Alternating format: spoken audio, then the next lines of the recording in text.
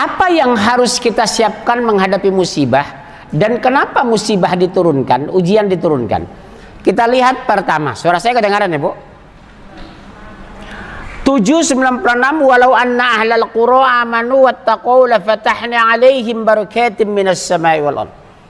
Seandainya penduduk negeri-negeri itu beriman dan bertakwa, cuma 2 Bu syaratnya. Menjadi satpam syaratnya 5, menjadi hansip syaratnya 5. Usia 25 tahun, berbadan sehat, pendidikan minimal SLTA. Yang keempat, bersedia ditempatkan di RW.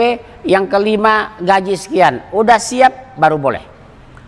Ini untuk menjadi kekasih Allah syaratnya hanya 2. Ada mic enggak? Satu lagi untuk ibu nanti. Atau ibu pakai ini ada, cukup nggak ini? Ya, ibu pakai ini saya itu. Kalau nggak cukup ibu di sebelah aja. Anggap aja ajudan saya. Ibu lihat ya Bu, seandainya penduduk negeri itu beriman dan bertakwa, syaratnya iman dan takwa. Apa itu iman? Pengakuan. Iman, ucapan dan perbuatan. Kalau orang mengucapkan tapi tidak berbuat, imannya belum sempurna. Ada orang berbuat tapi tidak punya iman, ibadahnya sia-sia. Sama dengan orang Yahudi. Yahudi itu ilmunya bagus tapi tidak beribadah, dia dimurkai Allah. Orang Nasoro rajin beribadah tidak punya ilmu, akhirnya sesat, namanya dhal. Makanya waladhdallin maghdubi alaihim waladdallin. Kenapa maghdubi? Mereka punya ilmu tidak beribadah. Yang satu rajin ibadah tidak punya ilmu, makanya dhal. Di kalangan umat Islam itu bisa terjadi. Ibu rajin sholat tapi takbir salah. Ibu rajin zikir, zikirnya keliru. Ibu rajin baca Quran, tajwidnya tidak benar. Ibu berhijab karena gengsi, sedekah karena mertua. Rajin berhijab karena teteh. Berarti tidak ikhlas. Betul? Nah, ibu lihat ini. Iman itu bisa naik, bisa turun. Iman itu bisa bertambah, bisa hilang. Iman itu bisa berkurang, bisa terbang. Iman hidayah ditambah, makin tua makin taat. Hidayah dikurangi, makin tua makin jahil. Hidayah diturunkan disebut mu'allaf. Hidayah dicabut disebut orang murtad. Kenapa dia murtad? Karena hidayah dicabut. Kenapa makin taat? Hidayah ditambah. Kenapa masuk Islam? Hidayah diberikan.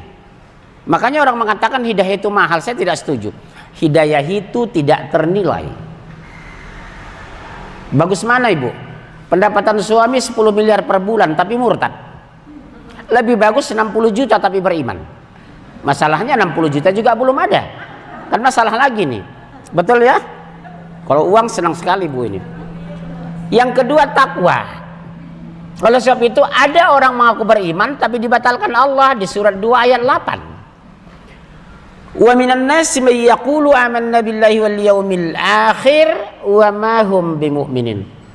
Ada di antara manusia mengaku beriman kepada Allah, kepada hari akhir.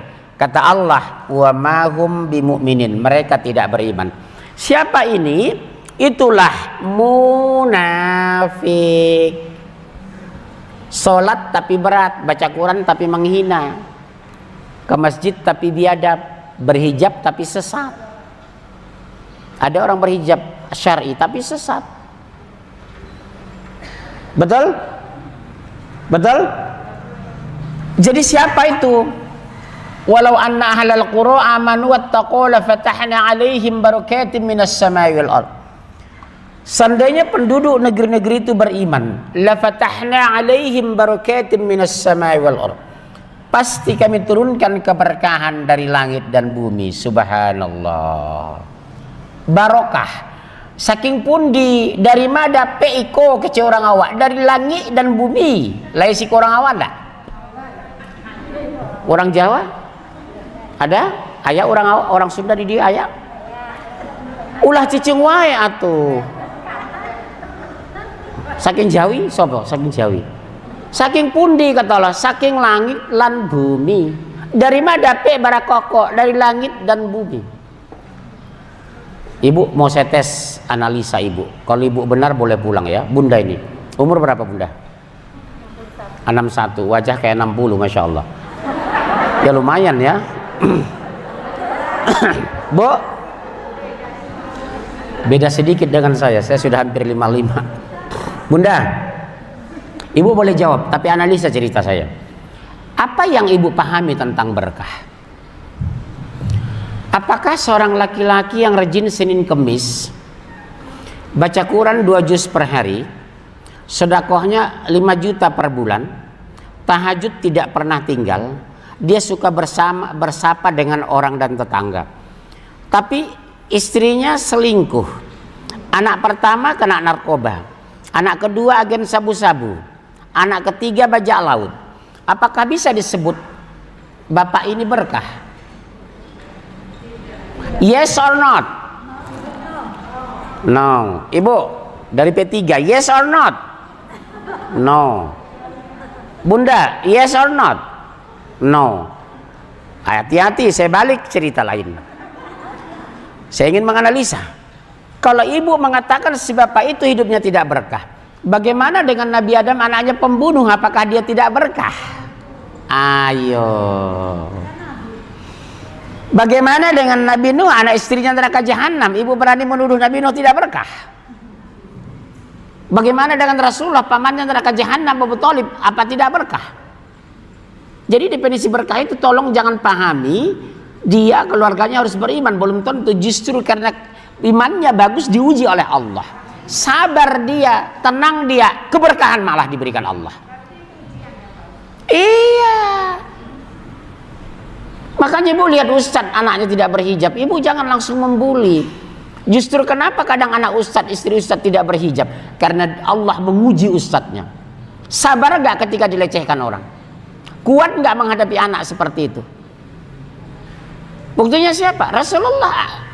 Paman yang besarkannya neraka jahanam, Abu Thalib. Nabi Lut yang mulia ahli sorga, anak istrinya gay dan homoseks.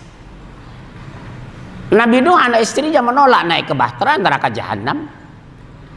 Nabi Ibrahim bapaknya menolak kalimat tauhid. Jadi ibu jangan menghubungkan ketaatan seseorang dengan keluarganya. Justru karena semakin taat ibu, ketua majelis taklim, suami ibu tidak pernah dikenal di masjid. Ini kisah nyata, seorang ustazah menangis waktu saya ngisi kajian seperti ini. Habis acara dia menjumpai saya. Bapak tahu nggak? Ya nggak tahu lah, orang belum cerita. Bapak tahu nggak? Ya nggak, saya bilang. Saya ini ustazah Pak, tiap hari bicara sabar, bicara benar, bicara taat, bicara sholat. Anak saya dan suami saya tidak mau sholat Pak. Bagus, saya bilang. Teruji ibu nanti kalau lulus. Betul Bu, ibu jangan disibukkan, disedihkan berlebihan ketika suami ibu hari ini belum mau ke masjid sholat fardu. Ibu jangan dipusingkan ketika anak ibu hari ini masih pacaran. Tugas ibu hanya 3. Pertama, menasihati dengan ketulusan. Kedua, mendoakan sungguh-sungguh. Yang ketiga, tawakal. Karena yang berikan hidayah hanya Allah. Ini kabar gembira buat ibu. Ibu jangan terlalu sedih berlebihan menghadapi suami yang tidak mau ke masjid, menghadapi anak tidak berhijab, menghadapi ipar yang tidak mau benar, yang anak kandung sudah dewasa tapi tidak mau nutup aurat. Tugas ibu hanya 3. Demi Allah ya nak, kalau kamu sayang sama papa, tolong berhijab. Di padang mahsyar bapakmu ke neraka demi memperjuangkan kamu karena kamu tidak berhijab. Karena ayahmu bertanggung jawab terhadap kamu nak. Qu anfusakum wa ahlikum naro. Berhijab ya nak. Tugas ibu hanya 3. Menasihati dengan sungguh-sungguh. Jangan bangun kebencian kepadanya karena dia buah cinta kita. Jangan jaga jarak dengannya karena dia akan meninggalkan rumah. Jangan bangun konflik dengannya yang datang kebencian kepada kita sebagai ibu. Rangkul dia, peluk dia, tenangkan dia, bujuk dia, doakan dia. Itulah muslimah yang baik. Ibu jangan stres menghadapi suami seperti itu. Ibu jangan langsung down ketika dilecehkan. Suami ibu tidak mengenal agama sementara ibu ketua majelis taklim. Nggak usah jatuh. Kalau inilah ujian terberatku hadapi, Allah luluskan hamba menghadapi ujian ini. Dia laki-laki yang ku cintai, tunjuki dia ya Allah. Dia suamiku satu-satunya. Karena ibu nggak boleh suami 2. Betul kan? Berarti yang harus dibangun orang beriman itu kepasrahan. Makanya orang bertakwa itu tunduk, patuh, dekat, taat. Tunduk, patuh, dekat, taat. Itulah pribadi orang bertakwa itu. Namanya orang tunduk tidak melawan, namanya patuh tidak membantah, yang namanya taat pasti dekat. Tunduk, patuh, dekat, taat. Oh, mantu nggak benar, ujian bagi aku. Anak terlibat narkoba, ujian bagi kami. Istri tidak berhijab, berarti butuh kesabaran. Karena yang memberikan petunjuk ya Allah, bukan aku, hanya Engkau yang membalak-balik hati mereka ya Allah. Tugas ibu seperti itu. Ibu jangan stres, karena wajah ibu saya lihat wajah-wajah bermasalah ini. Makanya ditutup supaya jangan kelihatan, betul ya? Subhanallah. Am hasibtum an tadkhulul jannah wa lamma ya'lamillahu alladhina jahadu minkum wa ya'lamas sabirin. Apa kamu merasakan masuk surga, kata Allah? Belum diuji kamu. Sekarang 224 negara diuji dengan satu zona, one zone corona. Dulu berbeda Pak ujian kita. Di Timur Tengah ujian mereka panas bersangatan sampai 54 derajat. Di Eropa Timur dingin bisa minus 20. Di negara-negara Middle East perang berkepanjangan. Negara Asia Tenggara Indonesia sering banjir dan gunung meletus. Sekarang corona masuk di 224 negara. Masya Allah. Siapa yang jujur, siapa yang lurus, siapa yang pejuang, siapa yang pecundang, siapa yang beriman, siapa yang setan. Nanti setelah corona ketahuan. Orang sekarang lebih takut ke masjid daripada ke mall. Ke masjid dia menghindar, ke mall dia mau. Betul kan? Pengajian sampai sekarang 98% belum buka. Cuma 2 pengajian masjid yang berani buka dengan ibu ini. Cuma 2 tempat yang berani buka. 1 di Kampung Cerewet, 2 di tempat ibu. Selebihnya tidak ada yang berani sampai hari ini.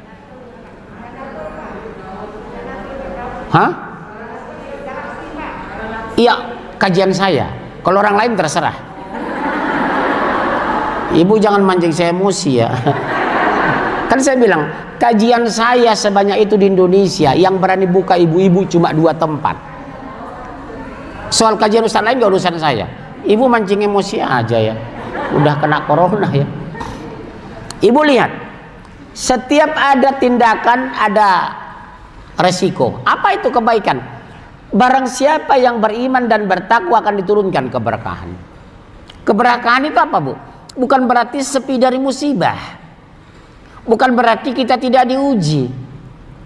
Jangan ibu tafsir keberkahan itu kaya. Allah tidak mengatakan kami turunkan kekayaan, tidak. Karena orang kaya belum tentu berkah.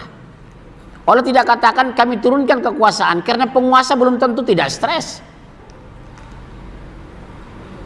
Pemilihan kata yang sangat tepat. Apa yang diturunkan? Keberkahan. Kalau hidupnya sudah berkah, Bu, sekaya apapun tidak akan pamer, semiskin apapun tidak akan minder. Kalau hidupnya sudah berkah, ujian sedahsyat apapun tidak pernah mengeluh. Harta sebanyak apapun dia tidak pernah pamer. Kenapa? Sehebat apapun ujian, ini terbaik dari Allah. Sekaya apapun aku, ini amanah dari Allah. Pinjaman gak harta kita itu, Bu? Betul, pinjaman gak? Mobil, rumah, AC itu pinjaman dari Allah. Ibu meninggal, AC mati atau enggak, ibu merasakan gak lagi? Enggak kan? Emang ibu hidup AC mati, nak mati lagi? Enggak. Sehebat-hebat ibu hari ini, ibu sama kok, dibungkuskan kapan? Kalau hidup bolehlah ibu, 1 hijabnya 500, ibu 750, yang 1 si sesa 1,8. Siapa ibu yang punya si sesa di sini? Subhanallah. Oh, ternyata kita sama, Bu, dalam 4 hal. Pertama, kita lahir sama-sama telanjang, meninggal sama-sama ditelanjangi. Persamaan kedua, kita tidak tahu berapa orang gembira di hari kelahiran kita, dan kita tidak tahu berapa orang menangisi kita di hari kematian kita. Yang ketiga, semewah-mewah mobil kita diangkat ambulan, bukan mobil Fortune yang kita miliki. Yang keempat, sehebat-hebat rumah kita, maksimal 12 jam diusir oleh anak dan suami ibu. Zasad ibu dikeluarkan. Coba ibu bikin surat wasiat. Begitu menjelang meninggal, nak, tolong 2 jam setelah kematian mama, tolong jenazah mama diarak keliling komplek, jual 30.000 sekilo. Laku nggak? Laku. Ibu tahu nggak udang dari Lampung, lobster itu sekilo 250.000. Udah dimasukkan ke es, masuk Jakarta, diolah di kafe restoran. Itu sekitar 1 porsi makannya 500.000. Ibu baru 2 jam meninggal, 1 kilo 10.000 nggak laku. Ibu lebih mahal udang dari ibu. Ibu sadar ini, sadar atuh ulah cicing wae. Oh, berarti kita berharga ketika ruh bercampur dengan tubuh, ketika mulia, ketika amal soleh. Hanya itu kemuliaan kita kok. Amanu wa amilus soleh, bukan pada harta kita. Karena di hari kematian kita dipisahkan. Bukan karena jabatan kita, suatu hari 5 tahun kita sudah dijatuhkan orang. Bukan karena kecantikan kita, umur 50 wajah kita sudah berkerut. Kalau kaya yang membuat mulia dan hebat, kenapa anak ibu nggak berani nama anak ibu Muhammad Qarun? Berani. Manusia yang paling kaya setelah Nabi Sulaiman siapa? Qarun. Tapi tidak ada orang berani mengatakan anak ibu siapa namanya Muhammad Qarun. Nggak ada. Atau tidak ada penguasa yang luar biasa selain Firaun, panglima perang yang tidak pernah kalah, jenderal yang paling ditakuti. Ada anak ibu bernama Muhammad Firaun. Oh, ternyata membuat kita indah bertakwa, bukan kaya. Masya Allah. Jadi hari ini berhentilah ibu membanggakan fasilitas, tapi bersyukurlah kita menjadi orang bertakwa. Kata takwa dalam Al-Quran diulang 270 kali. 258 kali bentuk singular, tunggal. 12 kali bentuk jamak, plural. Artinya apa? Kita didorong oleh Allah agar menjadikan pribadi yang bertakwa. Sebab kalau kita bertakwa, walaupun lingkungan kita bertakwa, fasilitas surga tidak berkurang. Anak ibu, setan, bajak laut, iblis, segala macam. Wallahi kalau ibu bertakwa, ibu tetap surga. Beda dengan kita di muka bumi ini, Bu. Keburukan keluarga saya akan mempengaruhi kredibilitas saya di masyarakat. Akhlak anak dan istri saya akan mempengaruhi harga diri saya di lingkungan saya tinggal. Betul? Ketakwaan tidak, Bu. Ketakwaan ibu tidak terurai dan berkurang sedikit pun ketika ibu punya anak narkoba 3 orang. Yang bertanggung jawab bukan ibu, suami sah ibu, ayah kandung dari anak itu. Makanya pilih suami itu, Bu. Saya katakan dulu kan, biar kaya raya, yang penting bertakwa, nggak ada masalah. Sepakat ya? Nggak apa-apa, kaya raya yang penting bertakwa. Ini sudah jelek, pendek, pesek, bengek, nggak bertakwa. Apa untungnya ibu seperti itu? Mau mundur sudah nggak bisa. Betul? Tapi punya konsekuensi ujung ayat, Bu. Walakin kazzabu, tapi mereka mendustakan ayat-ayat kami. Masya Allah. Walakin kazzabu, mereka mendustakan ayat-ayat kami, ayat-ayat Allah. Faghaznahum bima kanu yaksibun, maka kami siksa mereka. Nyaho. Lihat, kami siksa mereka. Siapa mereka? Yang jauh dari kaidah takwa dan tidak mau beriman kepada Allah. Konsekuensi orang beriman takwa, keberkahan bukan kekayaan, keberkahan bukan kekuasaan, keberkahan bukan popularitas. Banyak orang popularitas bunuh diri seperti bintang film luar negeri.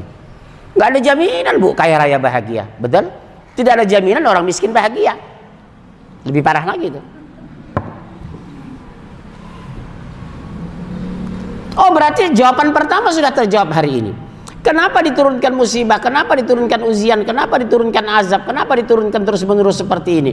Walakin kazzabu, mereka mendustakan ayat kami. Al-Quran dibakar. Kalimat tauhid dipermainkan, ulama ditangkap, orang berjenggot dicurigai. Betul? Allah murka. Kebenaran direcehkan, budaya diangkat, Al-Quran dipermainkan, adat istiadat dimuliakan. Ning nang, monggo kita sedoyo 3 jam betah. Tapi giliran ceramah setengah jam ngantuk. Kenapa? Waktu ibu di sana membesarkan budaya, setan nggak mengganggu. Ketika ibu di masjid, setan gelisah. Makanya ada yang nyender, ada yang ngantuk. Masuk masjid cari senderan. Iya, saya nggak menuduh, Bu, menuding. Tapi ibu nonton wayang kulit semalam suntuk, ning nong. Wajar, karena budaya itu olah otak manusia, agama firman. Setan kepanasan, ibu dengar kajian, ibu terlambat dengar Quran, kan gitu yang dua ini kan. Kita 45 menit baru datang, kita doakan mereka kembali ke jalan yang benar. Kenapa pesta ibu bisa disiplin? Setan nggak mengganggu. Jam 5 ibu sudah sampai di gedung, padahal pesta jam 7 sampai jam 9. Pengajian kenapa terlambat? Bunda jangan tersinggung ya bunda, karena setan itu kepanasan. Bu jangan berangkat lah bu, terlambat nggak apa-apa kok, duduk di luar aja, ustadznya radikal kok, muncul semua orang kan gitu. Setan ini pinter, lebih pintar dari kita. Mengalahkan setan itu banyak istighfar. Saya katakan jam 1:05 saya sudah sampai di sini. Saya pantau ibu-ibu baru nong masuk 2, masuk 2,5 ya. Subhanallah, masya Allah. Kenapa susah disiplin? Tahu nggak kenapa bu? Setan itu pinter. Kalau saya dulu kajian bu, ustadz saya dari Madinah, pakar hadis. Kalau dia datang, saya duduk paling depan itu. Jam 2 mulai kajian, siang jam 1 udah duduk saya depan itu. Akhirnya jadi ustadz. Ibu ini 5 kali saya ngisi jadi ustazah ibu ini, yang 3. Masya Allah, Kenapa bu? Yang diminta pertanggungjawaban amanu wa amilus soleh. Abaikan dunia. Kan saya katakan kemarin di Baitullah, di Raudhah itu doa saya sederhana. Rabb, tutupkan pintu hati hamba untuk mencintai dunia, karena aku tidak selamanya di sana ya Allah. Itulah doa saya di Raudhah itu. Tutupkan pintu hati hamba untuk mencintai dunia, karena aku tidak selamanya di sana ya Allah. Saya ulang-ulang dengan air mata bu di Raudhah itu. Sebentar kok aku di sana ya Allah. Jangan bukakan pintu hatiku untuk mencintai dunia, apalagi membanggakan dunia. Kita berbusana alasan nutup aurat bukan karena gengsi.